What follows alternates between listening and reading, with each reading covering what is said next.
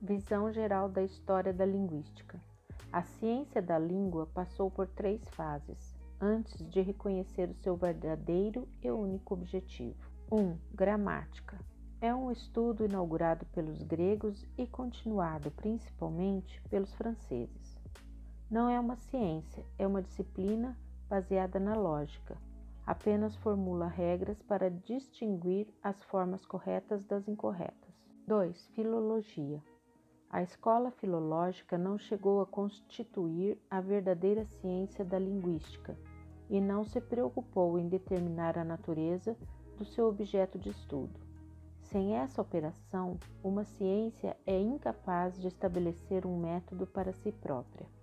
O termo vinculado ao movimento criado por Friedrich August Wolff a partir de 1777 tem como objetivo fixar, interpretar, comentar os textos, ocupando-se da história literária, dos costumes, das instituições. Utilizando a crítica como o seu método próprio, aborda questões linguísticas, comparando textos de diferentes épocas, decifrando inscrições redigidas em sua língua arcaica. Apega-se à língua escrita e esquece a língua falada. 3. Gramática comparada. Assimila as afinidades entre diferentes línguas, esclarecendo uma língua por meio de outra e seu pertencimento a uma única família. A gramática comparada jamais se perguntou a que levavam as comparações que fazia e o que significavam as analogias que descobria. Foi exclusivamente comparativa em vez de histórica. Sem dúvida, a comparação constitui condição necessária à reconstituição histórica, mas por si só não permite concluir nada. A comparação é o meio, o método, para a reconstituição dos fatos. Este método traz um conjunto de conceitos errôneos, compreendendo o quão insuficientes eram as ideias da filologia e da gramática comparativa.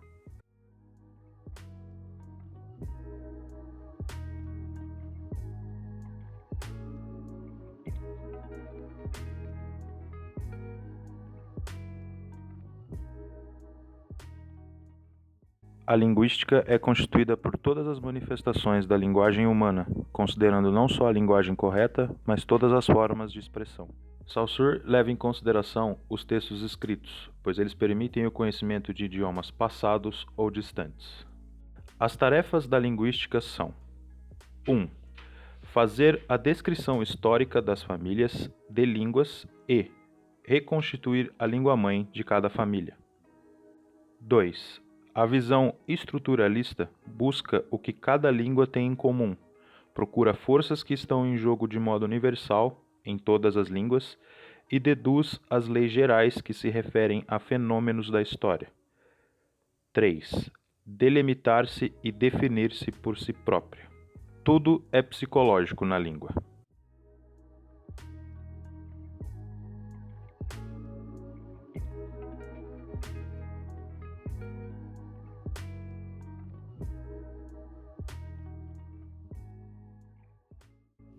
A linguística tem 2 faces que se completam, não podendo uma ser aplicada sem a outra.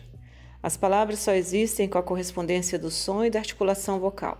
O som, a unidade acústico-vocal, e a ideia formam uma unidade complexa, fisiológica e mental. A linguagem tem um lado individual, fala, expressão falada, e um lado social, língua, linguagem criada pela sociedade. Ela é atual e do passado, pois a cada instante utiliza um sistema estabelecido anteriormente e uma evolução. A língua é uma parte da linguagem, é um produto social da linguagem, um conjunto de convenções adotados pela sociedade que permite o indivíduo da linguagem nos indivíduos. A linguagem não é natural do homem, mas sim o ato de constituir uma língua, sistemas de signos distintos correspondentes a ideias distintas. A língua é a unidade da linguagem, pois a articulação das palavras só acontece com um instrumento criado e fornecido pela coletividade. Circuito da fala. O ato consiste em Pelo menos 2 indivíduos para o circuito ser completo. O ponto de partida se situa no cérebro de um indivíduo, um fenômeno psíquico seguido por um processo filológico.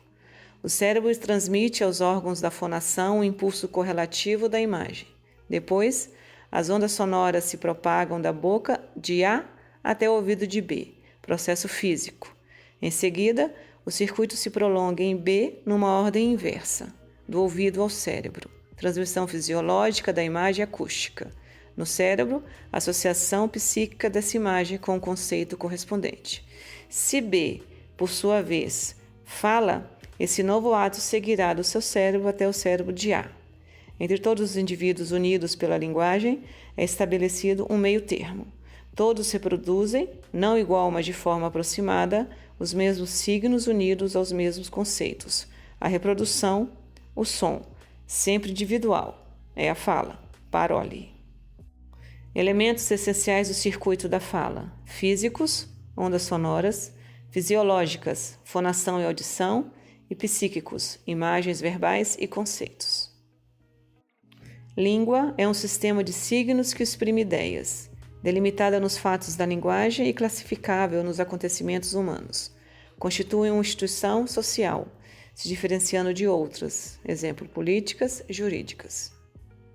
Semiologia, ciência que estuda a vida dos signos no seio da vida social, formada pela psicologia social e pela psicologia geral. O psicólogo estuda o signo no indivíduo e cabe a ele determinar o lugar exato da semiologia. O signo deve ser estudado socialmente, retendo apenas as características da língua que a vinculam às outras instituições. Depende da vontade individual. A linguística é uma parte da ciência geral, em que poderão ser aplicáveis as leis da semiologia.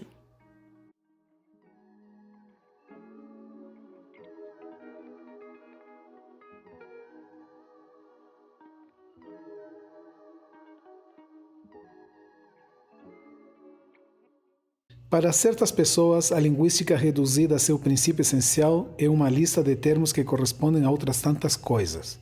O signo linguístico une não uma coisa e uma palavra, mas um conceito e uma imagem acústica.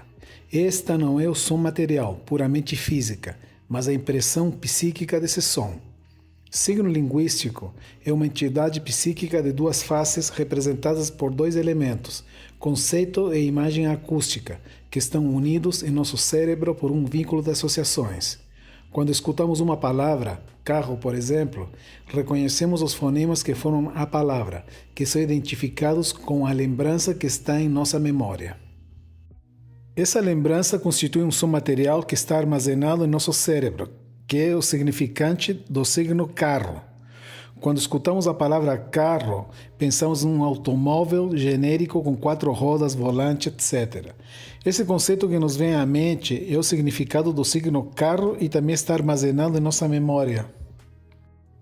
Podemos dizer que o signo linguístico é arbitrário, pois entendemos por signo o resultado da associação de um significante com um significado. O princípio da arbitrariedade do signo não é contestável, porém, é mais fácil descobrir uma verdade do que assinalar o lugar que lhe cabe. O princípio domina toda a linguística da língua, podendo dizer que os signos inteiramente arbitrários realizam melhor que os outros o ideal do procedimento semiológico. A palavra símbolo já foi utilizada para designar o signo linguístico, o que conhecemos por significante.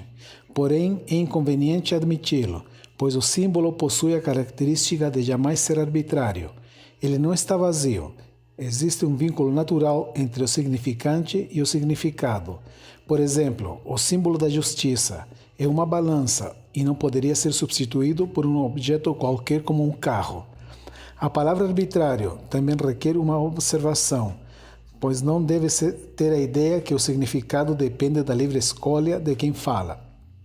Queremos dizer que o significante é imotivado, isto é, arbitrário em relação ao significado, com o qual não possui nenhum laço natural na realidade. Para certas pessoas, a linguística reduzida a seu princípio essencial é uma lista de termos que correspondem a outras tantas coisas. O signo linguístico une não uma coisa e uma palavra, mas um conceito e uma imagem acústica.